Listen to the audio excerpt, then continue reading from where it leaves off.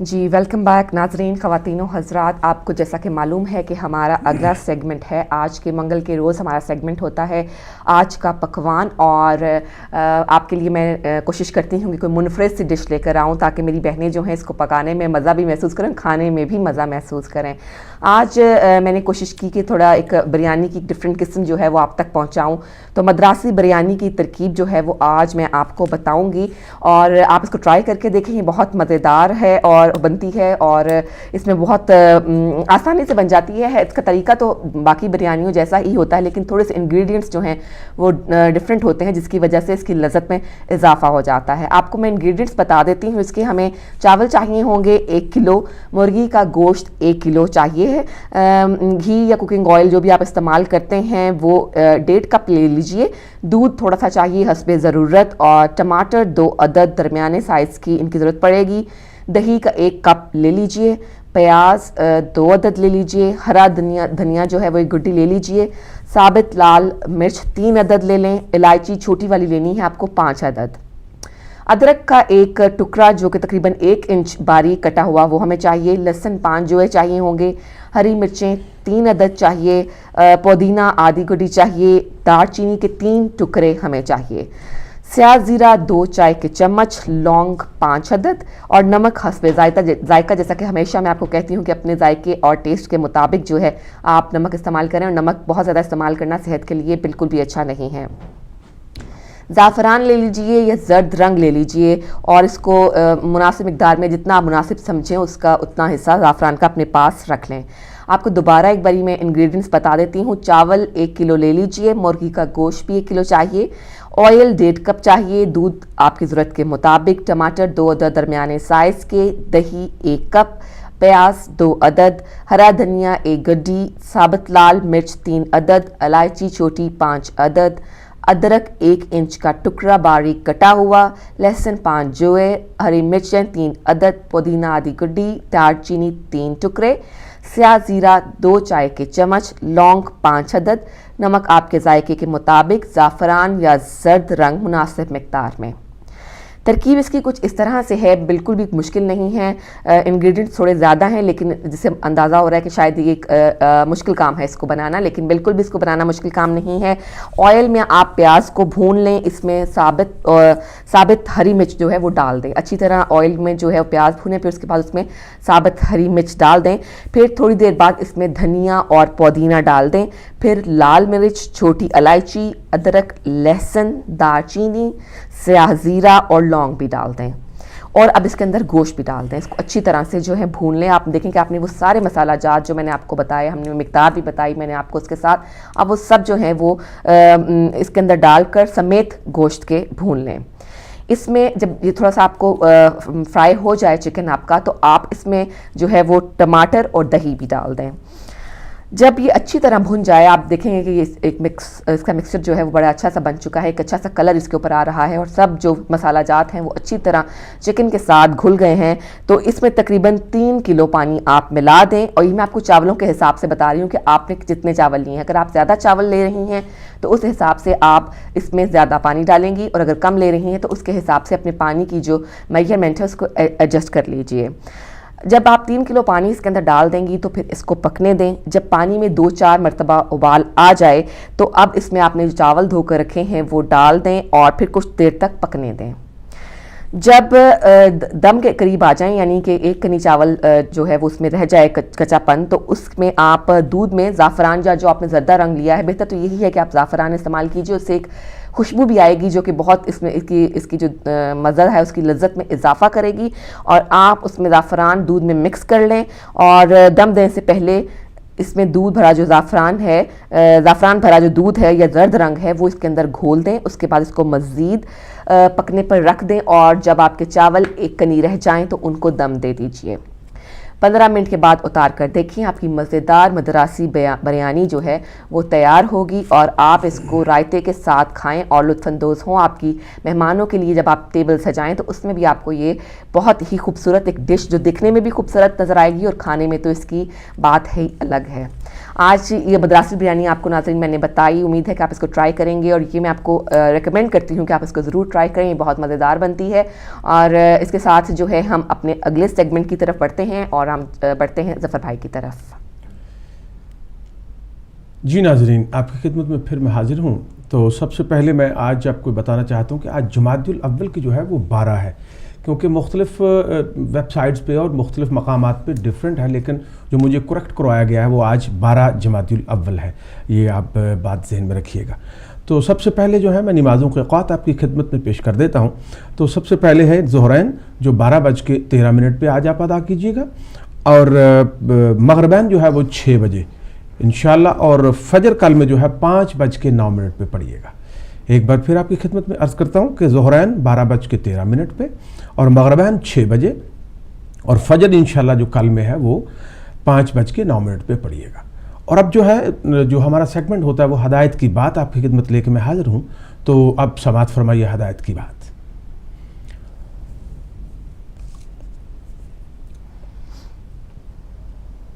ہدایت کی بات میں آج فرمانے جناب امیر علیہ السلام آپ کی خدمت میں پیش کرنے جا رہا ہوں۔ جناب امیر علیہ السلام ارشاد فرماتے ہیں کہ عادت انسان پر مسلط ہوتی ہے۔ یہ واقعی حقیقت سے پہ مبنی بات ہے، اور حکمت بھری بات ہے کہ عادت واقعی ایک انسان پہ جو ہے، جو عادت انسان ڈال لیتا ہے وہ اچھی ہو یا بری ہو، وہ انسان پہ مسلط ہو جاتی ہے اور اس کی پوری زندگی پہ وہ اثر انداز ہوتی ہے۔ اور ویسے بھی ایک کہاوت مشہور ہے ناظرین کہ عادت فی الموت، کہ عادت جو ہے وہ موت تک آپ کے ساتھ رہتی ہے۔ تو کوشش کیجئے گا ہمیشہ خود بھی اور اپنے بچوں کو بھی ہمیشہ ان کے سامنے اچھی باتیں کریں، اچھا جو ماحول پیدا کریں، تاکہ کل میں وہ جو عادت وہ ڈالنے والے ہیں، جو اپنانے والے ہیں، وہ چیز وہ بہترین اور خوبصورت ہو، تاکہ آئندہ زندگی میں وہ بہترین اور ایک باکمال شہری ہو کے اور ایک باکردار انسان ہو کے ثابت ہوں۔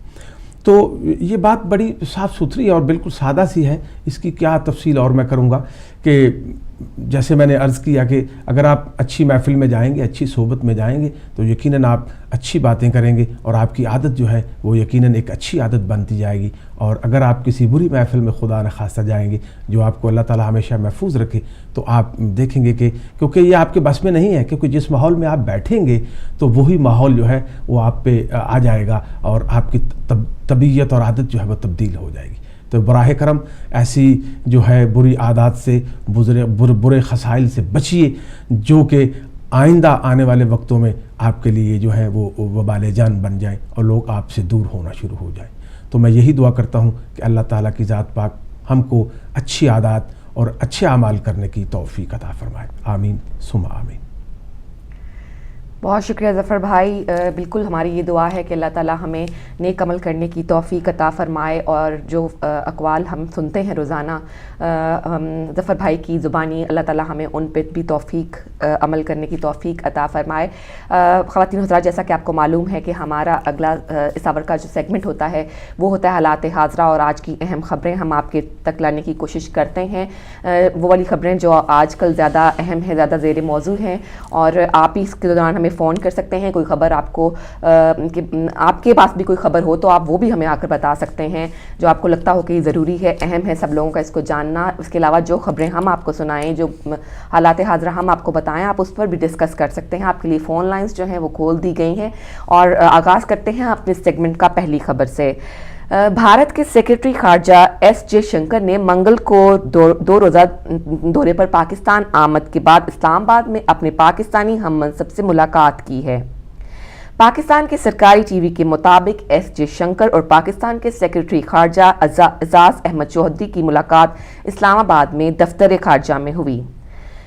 پی ٹی وی کے مطابق اس ملاقات میں 2 طرفہ تعلقات اور جنوبی ایشیا ممالک کی تنظیم ساک سے متعلقہ امور پر بات ہوئی۔ یہ امکان بھی ظاہر کیا جا رہا ہے کہ اس بات چیت میں 2 طرفہ مذاکرات کی بحالی کا معاملہ زیر غور آ سکتا ہے۔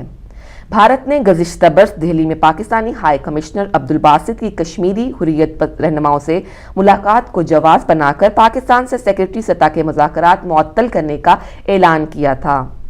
اس اقدام کے بعد پاکستان کے وزیر اعظم نواز شریف نے کہا تھا کہ 2 طرفہ مذاکرات کی بحالی بھارت کی ذمہ داری ہے، کیونکہ یہ عمل اس نے معطل کیا ہے۔ ایس جے شنکر نے اس دورے کے دوران وزیراعظم کے مشیر برائے خارجہ سرتاج عزیز سے بھی ملاقات کی۔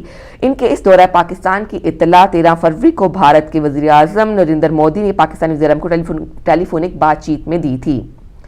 خیال رہے کہ بھارت میں قوم پرست جماعت بھارتا جنتا پارٹی کے اقتدار میں آنے کے بعد سے پاکستان اور بھارت کے تعلقات میں تلخی میں اضافہ ہوا ہے۔ اگرچہ وزیر اعظم نے جے جی پی کے رہنما نریندر مودی کی وزارت عظمیٰ کی حلف برداری کی ترکیب میں خصوصی طور پر شرکت کی تھی، لیکن بات پھر بھی آگے نہیں بڑھ سکی۔ گزشتہ برس دونوں ممالک کے درمیان لائن آف کنٹرول اور ورکنگ باؤنڈری پر جھڑپوں کے متعدد واقعات پیش آئے، جس کی وجہ سے کشیدگی میں مزید اضافہ ہوا تھا۔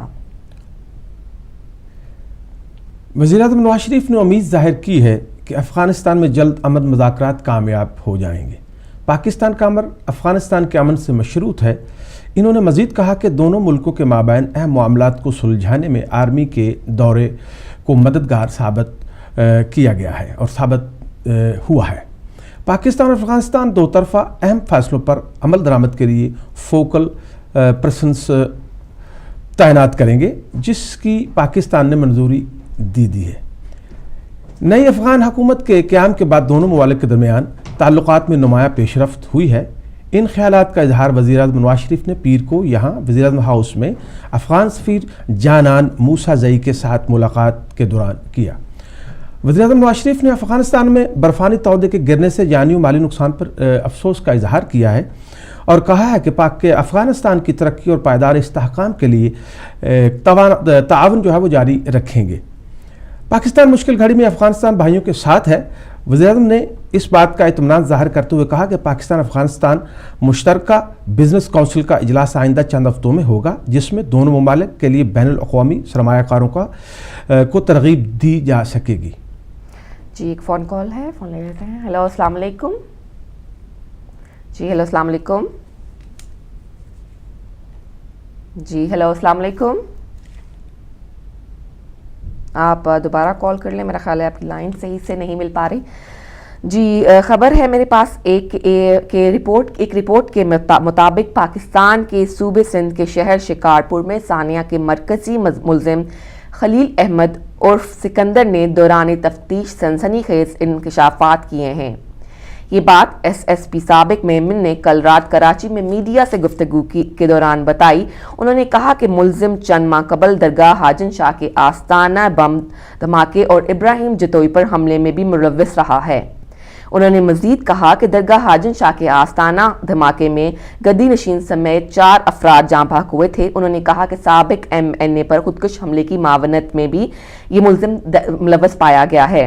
ان کا کہنا تھا کہ دہشت گردوں کے نیٹ ورک کا مکمل پتہ چلا لیا گیا ہے۔ واضح رہے کہ شکارپور کے علاقے لکیدر کی مسجد کربلائے محلہ میں نماز جمعہ کا خطبہ جاری تھا کہ اچانک دھماکہ ہو گیا۔ دھماکے میں معصوم بچوں سمیت 100 سے زائد افراد شہید اور زخمی ہوئے۔ اور ہم ایک کال لے لیتے ہیں۔ ہیلو السلام علیکم۔ وعلیکم السلام بہن، جی بول رہا ہوں جی ماشاءاللہ احمد صاحب خوش آمدید۔ السلام علیکم ظفر بھائی، آپ کی آمد کا بہت جی وعلیکم السلام صاحب۔ خبروں کے اوپر کیونکہ تبصرہ آپ جو کر رہے ہیں میں اس حوالے سے حاضر ہوا ہوں۔ ماشاءاللہ، ایک تو آپ کو صبح بہت بہت مبارک ہو جی بہت اور شکریہ۔ یہ جو شکارپور کے حوالہ سے خبر بہن بتا رہی ہیں، اگر وہ نیٹ ورک جو ورک پکڑا گیا ہے تو ابھی گورنمنٹ کو چاہیے کہ اتنا بڑا نقصان جنہوں نے کیا ہے ان کے پیچھے کون ہے۔ کہتے ہیں چور کو نہ پکڑو، چور کی ماں کو پکڑو تاکہ وہ کوئی اور نیا نہ جنم دے دے۔ اس لیے ان سے ابھی پتہ چل جائے گا کہ ان کے پیچھے کون سے ہاتھ تھے، کون سے مدرسوں سے یہ تیار ہو کے آتے ہیں۔ اور جیسے چائنا میں دیکھو کہ ایک میڈیکل کا جو ڈپارٹمنٹ کا انچارج تھا وزیر، اس کو انہوں نے پھانسی دی۔ اور یہاں پہ پاکستان میں ہوتا ہے کہ جو آتا ہے اس کے منہ پر کپڑا پہن کے دکھاتے ہیں تاکہ اس کا منحوس چہرہ نظر نہ آئے، بلکہ چہرہ دکھانا چاہیے، دوسروں کو پتہ چلے یہ کون ہے، اتنی داڑیاں رکھی ہوئی ہیں اور یہ عمل کیا کر رہے ہیں۔ یہ سنت نبوی صلی اللہ علیہ وسلم کہتے ہیں کہ داڑھی رکھو، عمل تو ان کا کافروں سے بھی بدتر ہے اور یہ داڑیاں رکھ کے دکھاتے ہیں اپنا جو یہ چہرہ۔ تو چاہیے کہ اس کا کپڑا اتار کے دکھانا چاہیے ان کے چہرے جو ہیں۔ اور دوسرا جو پاکستان میں انڈیا کے جو سیکٹری ہے، اللہ تعالیٰ بابرکت کرے، بہتر کرے حالات۔ جب ہمارے سیکٹری گئے تھے، وہ جو پیر جماعت علی شاہ کے جو پوترے لگتے ہیں وہ گئے تھے، تو وہاں سے اتنا انہوں نے پیسہ کھایا، وہ جو سر کریک وغیرہ کا جو وہاں پہ ڈیم بنتے ہیں ان کا سروے کرنے گئے تھے، ان کا منہ پیسوں سے بھر دیا، اور وہ آئے اور انہوں نے فیصلہ جو نا وہ کچھ نہیں بتایا، وہ سیدھا اپنا بیگ پکڑا اور آسٹریلیا میں جا کر انہوں نے ریفیوجی کا جو نا اسائلم لے لیا۔ یہ تو ہمارے ملک کے جو سب سے زیادہ اپنے آپ کو ایماندار کہتے ہیں اور بڑی بڑی نام لیتے ہیں، میں فلانے کا پوترا ہوں، اگر انہوں نے وہ نیکی کے کام کیے تو یہ نیک کی اولاد جو ہیں تو یہ ان کا نام بدنام کرنے کے لیے پیدا ہوئے ہیں۔ کسی مولوی سے پوچھے تو وہ کہیں گے وہ واہ واہ واہ واہ بڑے اچھے تھے پیر جماعت علی شاہ صاحب، ٹھیک ہے بھائی اچھے ہوں گے، میں نہیں برا کہتا کسی کو، لیکن آگے جو ان کا جو نسل چل رہی ہے وہ ان کی بدنامی کا باعث کیوں بن رہی ہے؟ ان کو بھی چاہیے کہ وہ جو نیک نام کمایا تھا ہمارے بڑوں نے، ہم ان کو بدنام نہ کریں، اور پورے ملک کا جو ہے بیڑا غرق کر دیا۔ جتنے بھی ہمارے امیر جو وزیر بنتے ہیں، ایم پی اے بنتے ہیں، دیکھو سچائی کی طرف کوئی بھی نہیں آ رہا۔ ابھی جو بلدیاتی انتخابات کے لیے آج پھر سپریم کورٹ نے حکم دیا ہے کہ یہ کتنی دفعہ ہم کہیں گے اور اس کے اوپر عمل درآمد نہیں کرتے تو پھر ایسی حکومت کو گھر بھیج دینا چاہیے۔ سپریم کورٹ کے پاس آرڈر ہیں، ان کے پاس پاور ہے کہ بلدیاتی انتخاب جو ہیں وہ نیچے تک سطح تک کونسل کے اور گھروں تک محلوں تک انصاف پہنچتا ہے۔ یہ انہوں نے ملیں بھی 17 شوگر کی بنا لی، وزیر جو ہمارے صدر صاحب ہیں، اور انہوں نے ملک کو قرضے میں ڈبو دیا اور یہ خود نفے میں ہیں۔ یہ انصاف کیا غریب آدمیوں کو لیے؟ یہ لوگ جو ابھی کراچی میں جو کل پکڑا ہے کہ کتے مار مار کے مار کے کھلوا رہے ہیں اور لال کر کے، پتہ نہیں حرام لال کا تمیز نہیں رہ گئی پاکستان میں کہ یہ کیا غریبوں کے لیے یہ چیزیں رہ گئی ہیں، اور یہ اپنے گھروں میں بیٹھ کے ان کے جو گھوڑے وہ بھی مربے کھاتے ہیں زرداری صاحب کے، اور غریبوں کے لیے انہوں نے گند رکھا ہے اور یہ انصاف دے رہے ہیں۔ یہ خدا ان کو پکڑے گا اور ان کے لیے جب عدالت لگے گی پھر کوئی بھی ان کو چھڑوانے والا نہیں ہے، اور توبہ کا دروازہ ہمیشہ کے لیے ان کے اوپر بند ہو جائے گا۔ خدا حافظ۔ بہت شکریہ احمد بھائی، آپ نے اپنے توبہ کا خیالات دروازہ ان لوگوں کے لیے واقعی بند ہو چکا ہے۔ ایک اور کال لیتے ہیں۔ ہیلو السلام علیکم۔ جی وعلیکم السلام میری بہن یا علی مدد۔ جی علی مدد جناب علی۔ ہاشم بھائی آپ کو بھی میرا بہت بہت سلام اور یا علی مدد۔ جی علی مدد، علیکم السلام میرے حضور۔ میں نے اگر مس نہ کیا ہو تو آج آپ نے کوئی کلام نہیں سنایا، اگر مس نہ کیا ہو تو۔ نہیں آپ نے، میں نے آپ سے کل کچھ سنا نہیں، آپ نے کچھ اس میں کوئی ریمارکس نہیں دیے تو میں آج خاموش ہو گیا کہ آپ بولے نہیں کل، تو میں اس لیے خاموش ہوں۔ کل میں نے آپ کا پروگرام دیکھا ہی نہیں ہے، فل ہی نہیں دیکھا، صبح سے چلا گیا۔ انشاءاللہ ضرور کل انشاءاللہ ضرور پڑھیں گے، کل انشاءاللہ۔ ماشاءاللہ میرے بھائی نے بہت اچھی بات کی ہے، ماشاءاللہ اتنی سچائی ہے ان باتوں میں ہاشم بھائی کہ ملک پاکستان میں ہر وقت یہی کہتا ہوں کہ ہم پاکستان کی دھرتی، پاکستان کی مظلوم عوام، پاکستان کی غریب عوام، پاکستان کے بے کس لوگوں کے ساتھ ہیں، اور ہمارا فرض بنتا ہے، صرف زبانی نہیں، فرض بھی بنتا ہے جس کو اللہ اور اللہ کے رسول نے حکم دیا ہے کہ ہم ان کے ساتھ جس طرح کا بھی تعاون ہو ان مظلوم قوم کے ساتھ کھڑے ہوں۔ تو باقی حکومت کی باتیں جس طرح انہوں نے کی، ان کے گھوڑے مربے کھاتے ہیں، یہ بالکل صحیح بات ہے۔ پاکستان میں حلال اور حرام کی کوئی تعمیل ہی نہیں۔ یہ باتیں کتے کے گوشت والی جو میرے بھائی نے کی یہ بالکل درست ہے، لیکن میرا ان ملوں سے جو مسجدوں میں بیٹھے ہوئے ہیں کیا کریں ان کو؟ کیا ان کے لاہور کے وہ ڈرامے جہاں کنجرخانہ مچا ہوا ہے وہ دکھائی نہیں دے رہے؟ کیا وہاں وہ ان پہ پابندی نہیں لگا سکتے؟ وہ مسجدوں میں، بارگاہوں میں جو اچھی جگہ جہاں خدا کا، اہل بیت کا ذکر ہو، محمد اور آل محمد کا ذکر ہو، تو نعوذ باللہ وہ جگہ ان کو بری لگتی ہیں۔ تو جہاں پاکستان کے اندر یہ جو فاشی کے اڈے قائم ہیں، جہاں جہاں یہ ظلم و ستم ہو رہا ہے، کیا وہ ان کو نہیں دکھا رہے؟ وہ سب یہ ایجنسیوں کو پتہ ہے۔ تو دوسری بات ہاشم بھائی میں آپ سے یہی کر کے اجازت چاہوں گا کہ ہندوستان اور پاکستان کی جو نااہل حکومتیں ہیں اپنی غریب عوام کے نہ تو ان کی نظر جاتی ہے، ان کے خزانے بھرے ہوئے ہیں، یہ آپس میں ایک ٹیبل پہ بیٹھ کے ہندوستان والا اگر پاکستان میں آئے تو چائے اور کھانا کھاتے ہیں، پاکستان والا ہندوستان میں جائے تو کھاتے، تو مرتا کون ہے؟ ہماری ریاست جموں کشمیر میں بسنے والا غریب، بارڈر پہ رہنے والا یا بارڈر کے علاوہ جو بستا ہے وہ بھی مرتا ہے، غربت کی حالت میں یا ظلم و ستم کی چکی میں پیسا جا رہا ہے۔ پاکستانی گورنمنٹ اور ہندوستانی گورنمنٹ، ابھی میں نے شاید 2-3 دن پہلے بھی آپ سے شاید بات کی یا نہیں کی، ہماری پارٹی کے جہاں ہماری عوام کو حقوق ہونا چاہیے، ہر آدمی کو جو جس ریاست کا باشندہ ہے اس کو حق ہے، تو ہماری پارٹی کے رہنما نذیر انجم صاحب ایڈوکیٹ بار کے صدر بھی رہے ہیں میرپور آزاد کشمیر سے، تو انہوں نے الیکشن کے لیے کاغذ جمع کروائے تو کورٹ نے ان کے کاغذ مسترد کر دیے کہ آپ ہلا کے پاکستان کی شک پہ سائن کریں۔ تو ہم ریاست جموں کشمیر کے عوام، چاہے وہ ہندوستان کے زیر کنٹرول ہو یا پاکستان کے زیر کنٹرول ہو، ہم اس شک کو نہیں مانتے، یہ عوامی حق ہے ہمارا۔ ٹھیک ہے اسلامی ملک ہے ہمارا پاکستان، ہم مظلوم کے ساتھ ہیں، لیکن ایجنسیاں جو یہ کام کر رہے ہیں، جو حکومتی خفیہ ادارے کر رہے ہیں، مجبور کیا جا رہا ہے لوگوں کو کہ آپ ہندوستان سے لا کریں یا پاکستان سے لا کریں، یہ تو بعد کی بات ہے، لیکن جو 1984 میں اقوام متحدہ نے ہمیں جو حقوق دیا ہے ریفرینڈم کا، آزادی کا، آپ جو چاہے کریں، وہ حقوق ہماری ایجنسیاں، ہمارے ملک جو مسائل جو ہندوستان ہو یا پاکستان ہو، وہ ہمیں کیوں نہیں دیا جا رہا؟ ہمارے حقوق غصب کیے جا رہے ہیں۔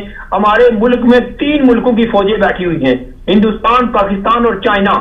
گلگت بلتستان کو انہوں نے اپنے قبضے میں کنٹرول کیا ہوا ہے اور وہاں شیعوں کا قتل عام کیا جا رہا ہے، مذہبی تفرقہ پھیلایا جا رہا ہے۔ ہم کسی مذہب کے خلاف کوئی نہیں ہے، ہمارے ہندو بھائی بھی ہمارے ساتھ ہیں، ہمارے سکھ بھائی بھی ہمارے ساتھ ہیں، ہم ایک قوم ہیں، ہم ایک ریاست میں رہتے ہیں۔ تو یہ ایجنسیاں جو یہ کارنامے کر رہی ہیں، یہ روکنا چاہیے، کیونکہ یہ اپنے ملک کی حفاظت کریں، اپنے ملک کی عوام کو روٹی دیں، کپڑا دیں، مکان دیں اور حفاظت کریں ان کی جان و مال کی۔ تو یہ دوسرے کے ساتھ جو ہے نا اپنے جو تعلقات قائم کر کے دوسری قوم کو قتل و غارت اور ان کے جو ہے نا مسجدوں میں، بارگاہوں میں اور یہ تفرقہ پھیلا رہے ہیں، یہ بالکل اچھی بات نہیں ہے۔ کسی ملک کو یہ دے بھی نہیں دیتا، چاہے وہ ہندوستان ہو یا پاکستان ہو۔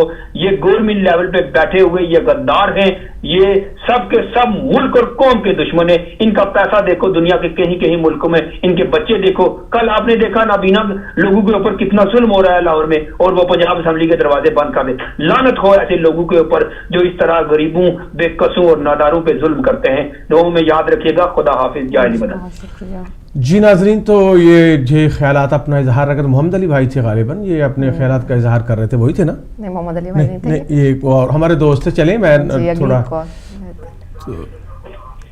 اچھا چلیں جی۔ ہلو، السلام علیکم۔ جی السلام علیکم۔ جی کون بھائی کہاں سے بات کر رہے ہیں؟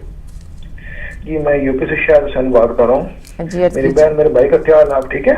جی الحمدللہ۔ جی آپ سنائیے، آپ خیریت سے ہیں؟ ماشاءاللہ آج کی خبریں جو آپ کے سامنے پڑی گئی ہیں، ابھی ٹائم تو تھوڑا رہتا ہے کیونکہ ہم بریک پہ جائیں گے، تو آپ کچھ اظہار کریں، اور اگر آپ مناسب سمجھیں، اگر وقت تھوڑا کم لگے آپ کو، تو آپ دوبارہ جو ہے 11 بجے کے بعد جو ہے وہ ہمارا جو عنوان آج کا ہوگا۔ جی جی میری بالکل شارٹ سی بات ہے، میں اپنے بھائی اور بہن سے یہ بات کرنا چاہتا ہوں کہ آپ دیکھیں کہ ہمارے جو ہے نا یہاں یو کے میں قرآن پاک کو پڑھانے کے لیے علماء کی تعداد بہت کم ہے، امام بارگاہ کم ہے، اور ٹی وی اور یہ دوسرے جو مذہب کے لوگ ہیں وہ ٹی وی پہ، اس کے علاوہ آن لائن ہر جگہ پہ نا وہ قرآن پاک پڑھاتے ہیں اور اتنی اچھی وہ سہولیات دیتے ہیں۔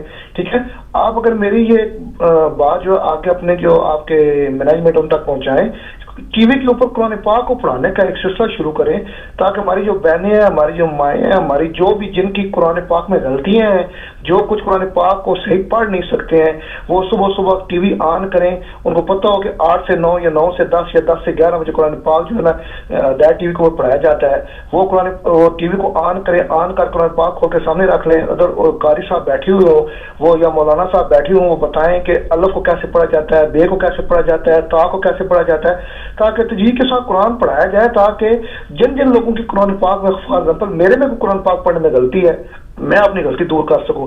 جن لوگوں کو قرآن پاک پڑھنے میں غلطیاں ہیں، ایک تو وہ غلطیاں وہ دور کریں گے، دوسرا آپ ساتھ تھوڑا سا نا وہ بے شک ارننگ رکھ لیں کہ 5 پاؤنڈ رکھ لیں، 10 پاؤنڈ رکھ لیں، 20 پاؤنڈ رکھ لیں۔ اس میں وہ جتنے لوگ ہیں وہ سارے جو ہے نا وہ جو بھی پڑھیں گے وہ اس عمل کو دیکھیں گے، اور وہ انشاءاللہ ایک تو ہمارا ہدایت ٹی وی کو آگے مالی امداد بھی ہوگی، اور دوسرا یہ جن لوگوں کو قرآن پاک کو پڑھنے میں غلطیاں ہیں ان کی غلطیاں بھی دور ہوں گی، اللہ بھی راضی ہوگا، اور ہماری ٹی وی کی جو ہدایت ٹی وی کی جو ہیلپ بھی ہو جائے گی۔ السلام علیکم ورحمۃ اللہ وبرکاتہ۔ جی بہت اچھی آپ نے تجویز دی، یہ آپ کی جی ریکارڈ بھی ہو گئی، اور یقیناً جو ہے ہمارے جو علماء ہیں، جو مالکان ہیں، وہ سن رہے ہیں، انشاءاللہ آپ کی تجویز کو جو ہے وہ غور سے انشاءاللہ اس کو وہ آغاز کر دیں گے۔